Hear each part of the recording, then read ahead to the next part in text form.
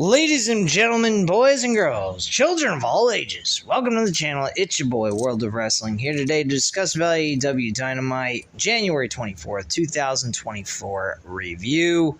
I do apologize, guys, for Raw and SmackDown reviews being delayed. I've been dealing with a lot of personal shit, which I'm not going to get into on the channel.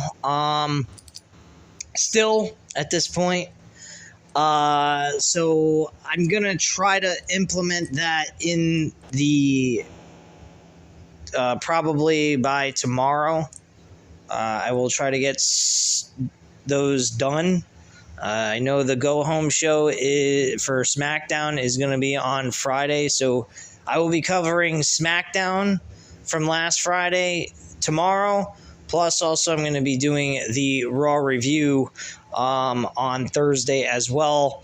And then I will give you guys the SmackDown review for this coming Friday immediately after the show is over at some point in the middle of the night so that I can give you guys that review and get that over and done with. I know I've been on a delay here with those reviews, so I do apologize about all of that. But let's get into the review of AEW Dynamite, which was a fairly decent show. I actually enjoyed this episode for what it was. I loved the Edge versus the Suzuki match. I thought that match was fucking excellent. Suzuki left a really nasty bruise on Edge's face, Adam Copeland's face. And, I mean, fucking Adam Copeland is killing it on AEW. I mean, he's not he's not really doing a whole lot with the Christian Cage storyline right now at this point, the way I think people would like to see him do it.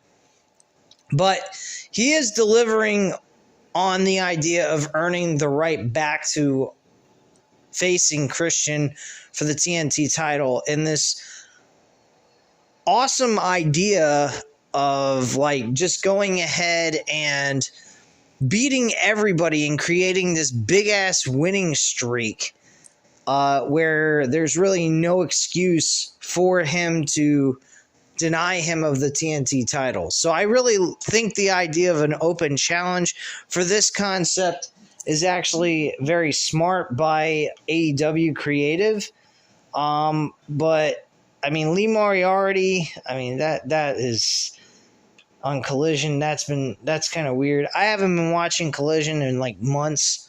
I really ought to go back and implement that into the weekly reviews. I just, with everything, I'm having a hard time trying to do anything at this point on this channel. So I do apologize to you guys. And a lot of the stress that's taking place is really draining the shit out of me.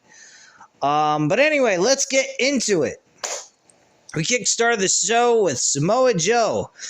AEW World Champion Samoa Joe came to the ring and noted that it was the night of celebration. His opportunities would have to be earned from here on out, which is now they have a ranking system. He says that everyone would have to fight for an opportunity, but they would get but all they would get would be the worst night of their life. Okay. Anyway, Hook interrupted and admitted that he lost. He shook Joe's hand and said he would see him again. Joe demanded security to have him removed, and Hook fought off the guards and beat the living shit out of all of them in heroic fashion, I would say. Now we move on to Hangman Page and Penta El Zero Miedo, or as formerly known as Pentagon Jr. Hangman Page Samoa Joe was on the sidelines with the announce team, pretty much calling the match with them and discussing how the match was going. Hangman Page actually picks up the victory in a very solid, entertaining opener match to the show. Page again stares down Samoa Joe and says he's going to take the title. Backstage, AEW International Champion Orange Cassidy is asked about facing Roderick Strong at AEW Revolution. Cassidy notes that the show's 6 weeks away. He doesn't quite understand why Strong just wouldn't face him this week, get it over and done with. But since he wants to wait 6 weeks, his attitude is, I'll just keep doing my thing, and I'll keep defending the title like a fighting champion until then. So now on Rampage, they're going to go ahead and have a fatal four-way among friends and foes of Orange Cassidy to determine the winner that will face him on Collision this coming Saturday night. So good luck to them. I'm not watching Collision. I'll be at the Royal Rumble pay-per-view, watching it live and in person, 3 rows back on floor H. If you guys happen to see me, congratulations. I know I don't do too many videos with my face on them except for the live shows, so if you want to see what it looked like, just look at the live videos and you'll be able to see what it looked like and catch me on camera, hopefully. Anyway, trying to be having my 15 minutes of fame on here. Anyway, an interview, the Young Bucks were asked about their plans. They said backstage morale was through the roof, and they were there to make sure the show was running smoothly. The Bucks run into Top Flight and warn them that they will get fined if they're late again, though the duo say they have been there all day. So that was kind of an awkward segment. Wardlow had a match with Trent Beretta. Okay, great, wonderful. So Wardlow had a match finally. He beat the shit out of Trent Beretta. The match went pretty decent distance, I would say. So he dives. Basically, Wardlow wins with the Powerbomb Symphony and gets the 1, 2, 3. Nothing special there. Obviously, you knew who was going to win that match. It was okay. Nothing too great, nothing too terrible. Anyway, Orange Cassidy, Rocky Romero, and Chuck Taylor check on Trent after the match. Well, Undisputed Kingdom looks on. Trent is clearly frustrated following the loss. The video package hypes up the main event between Adam Copeland and Minoru Suzuki. We then get Deonna Purrazzo and Toni Storm face-off promo segment. I actually enjoyed this. They actually had them on the top of the stage nearby where the entranceway is, and pretty much conducted a interview with Renee Paquette, and she pretty much broke everything down. Renee Paquette introduces Deonna Purrazzo and the AEW Women's Champion Toni Storm alongside Maria May and Luther. Storm highlights the way Purrazzo was recently body slammed and says there's much more to shame her about. She says they have history, but that didn't give Purrazzo the right to come in and demand a title shot. Storm notes that Purrazzo may be the best technical wrestler in the world. She threatens to twist Purrazzo's lips so hard she'll need an epidural. Okay. Purrazzo responds by saying that she came to AEW to win the gold, and she had no problem earning a title shot. She says this is not the Toni Storm she wants to wrestle, as she calls her a sham. Purrazzo says she wants to wrestle the Storm she used to know, as she was the one of the best in the world. She begs Storm to find that version of herself, and Purrazzo points out that they have matching tattoos, which I found very interesting that these two had a history I never knew about. One being that was in NXT UK and WWE, and the other was in TNA the whole entire time, as formerly known as Impact Wrestling. Storm gets mad and throws her shoe at Purrazzo. Purrazzo takes her down and locks in an armbar, but May makes the save. Purrazzo kicks Luther and Storm runs away. The Virtuosa poses with the title. John Moxley cuts a promo backstage about Blackpool Combat Club success, and he says there's always a bigger mountain to climb, and that's what it takes to be elite. He notes that a lot of people don't know what being elite means. Moxley vows to maim anybody who can't keep up. He makes it clear he'll be in action on AEW Rampage. I will not be watching it. But kudos to John Moxley to waste his time on Rampage. Anyway, backstage, Taya Valkyrie reintroduces herself, and John Morrison, or Johnny Impact, Johnny TV, Johnny Blow It Out Your Ass, Johnny whatever, to the fans and says they're the most TV-ready couple in AEW. She says she knows the Virtuosa very well and challenges her to a match. And that match was granted, and that match will be taking place next week on Dynamite. Looking forward to that. I hope it turns out to be a good, fun little one-on-one match. Next up, we had Swerve Strickland. Whose house? Swerve's house. Anyway. Against Jeff Hardy. And I gotta say, this match was fucking good. Jeff Hardy actually had one of the best performances in a long while. And it was against Swerve Strickland, of course. And Swerve Strickland has been on a fucking roll. This guy is having good matches. He's very entertaining. He's great at what he does in the ring. And he's got a gimmick that works. I really enjoy the gimmick. And I hope he wins the world title this year, but I hope it's not too soon because I want Samoa Joe to have some time with the title to actually build some prestige under his reign as champion. Not just have him win it and then be a transition champion and lose it automatically right after he just got it. I think that would be kind of ridiculous. But anyway, Swerve Strickland ends up beating Jeff Hardy, but they had a hard-fought matchup between these two. Very fun, entertaining shit. And if you didn't see it, go back and watch it. That was a really good matchup. As well as Hangman Page and Pentagon Jr. Pentagon Meta Elo Zero, whatever he goes by nowadays.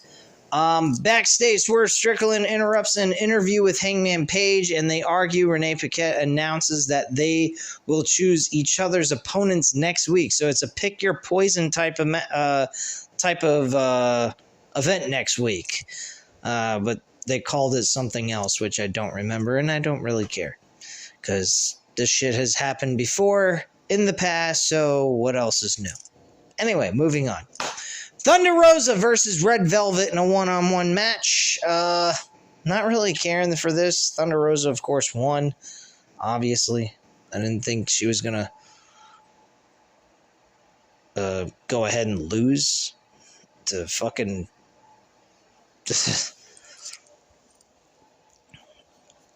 to, you know... Red Velvet, so, yeah. Anyway, moving on. Rosa teases coming after Toni Storm after the bell, and the broadcast team runs through the lineups for the upcoming shows. We then have an in-ring segment with Darby Allin and Sting. Darby Allin highlights Sting's impact on his career. He looks back on joining forces with Sting in 2020. Allin notes that the rankings are back, so they're undefeated. Record-wise, should put them at the top when it comes to the tag team titles. He leads the fans in a "You Still Got It" chant. He asks Sting if he wants to finish his career as a champion, and Sting says, "All right, I'm all in."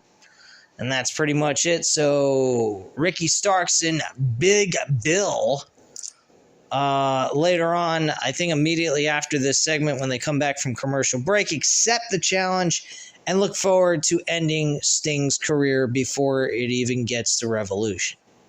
So they accept the challenge, and that's it. We then have the AEW World Trios Champions, the Acclaimed Max Caster, Anthony Bowens, and Daddy Ass Billy Gunn along with the Bullet Club Gold, the Bang Bang Scissor Gang. I can't believe they're fucking going with this shit. Versus the Mongol Embassy with Brian Cage, Bishop Khan, and Toya Leona or some shit like that. I don't know. Matches are whatever. I mean, I didn't particularly pay much attention to this shit. Who the fuck cares about the trios tag team titles at this point? They put very little effort into it. So who fucking cares? We also get a video package hyping Serena Deeb's return to AEW. I'm looking forward to that. I think she's an outstanding women's wrestler. Sorely missed on this program, and this roster really could use her help as it comes to actual competition. If anything else, I don't know about storyline-driven character based on Serena Deeb's personality, the way she does her character, but her competition wrestling ability-wise is actually really good. So anyway, Adam Copeland went up against Suzuki in the main event. Very good matchup. These guys really tore the shit out of each other. And Adam Copeland actually wins the match with a kill switch and the victory. TNT champion Christian Cage is shown watching backstage while Copeland celebrates, and Copeland gets on a microphone and says he had never been hit that hard in his life. He says he respects Suzuki and offers him a handshake. Suzuki storms off and Copeland says the match was a war, the kind of war that Christian Cage knows nothing about, and he's still coming for Christian Cage, and also states that he would be disappointed if Suzuki would have shaken his hand anyway, because that's not the way Suzuki really is as a person. And that's pretty much what the show ends up turning into. And that's it. So, overall, I thought the show was a solid one. I thought it was entertaining. I thought it was fun. It did the job. It had some storyline-driven stuff that took place in it. Majority of it was about Samoa Joe's World Championship. The main event was about Edge trying to get to Christian Cage's attention, saying, hey, look, man, I'm facing all these newcomers, anyone that's challenged me, and I'm facing hard-nosed guys, and I'm still kicking their ass, and I'm on a huge winning streak. Where you at? You know? So, they're trying to do dream matches through Edge having an open challenge to eventually lead towards a match between these two one-on-one. I think it's a smart move in a sense, I guess, to keep Christian off of television so he can rest up or something. And Adam Copeland, I think eventually you might want to take a pause on him actually wrestling so they don't burn him out because of his age and everything.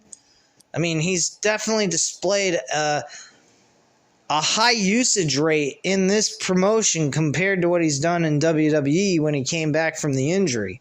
So I like the fact that he's been able to go ahead and work through these matches. Nothing serious is happening injury-wise. He's holding up and everything. But just to play it safe, I'd start cutting promos and I'd start building a story with Christian and him and then come back to the open challenges a little bit later if they wanted to go that route. But to each his own. That's just my opinion, just to play it safe on Adam Copeland's body, because I don't want to see him get injured, especially with the fact that they got a storyline here. It's not the greatest storyline in the world, but it's something nonetheless. I didn't like the fact that they've taken a break off of it, but they're using these open challenges to kind of build up towards the idea that Adam Copeland deserves a rematch for the TNT title. So it does make a lot of logical sense. The thing with the world title, excellent. I love what they're doing there. The Young Bucks, I think what they're doing is cool as shit. They're acting like snot-nosed fucking punk-ass EVPs, playing the heel role very well. Sting and Darby Allin, they're doing their thing to build up towards Sting's final matchup on Revolution. So I'm very satisfied with some of the things they're doing. Some of the other things are kind of like, what are you doing? Like, where's their other stories here? We got here and there some, sprinkles of story that give you some kind of hope. But to be quite frank with you guys, I think their biggest success they're doing so far is Swerve Strickland. I really do. I think the guy is being developed into a mega star on their promotion, on their roster. And I think they are doing the best that they can, and they are doing the right thing by him. The situation is, though, we got a problem where we may have Samoa Joe be a transition champion where he has his first title defense on a major pay-per-view, not on television against Hook, and have him lose, which I don't like that idea at all. I think Samoa Joe should beat Hangman Page, have him be submitted, knocked out, done with, and forgotten about, and that's it. Not that I'm saying I dislike Hangman Page. I actually do like Adam Page a lot. I think he is an excellent guy, but he's the perfect guy for the bystander of avoiding from Swerve Strickland suffering the L compared to Hangman Page, who's actually suffered L's to Swerve Strickland, so it would make more sense for Swerve Strickland not to suffer an L here and keep him still alive for a chance for competing for the World Championship down the road this year to become World Champion. So that's just my viewpoint on all this. I don't know what you guys think. If you guys agree, by all means, leave a comment down below. If you don't agree, leave a comment down below and we'll discuss it. But anyway, guys, at this time, you know what to do. Hit the like button if you liked the video. Hit the subscribe button if you're not already subscribed to the channel. And leave a comment down below. I'll definitely get back to you on that. Thank you guys very much for watching. Have a great night, guys. Bye.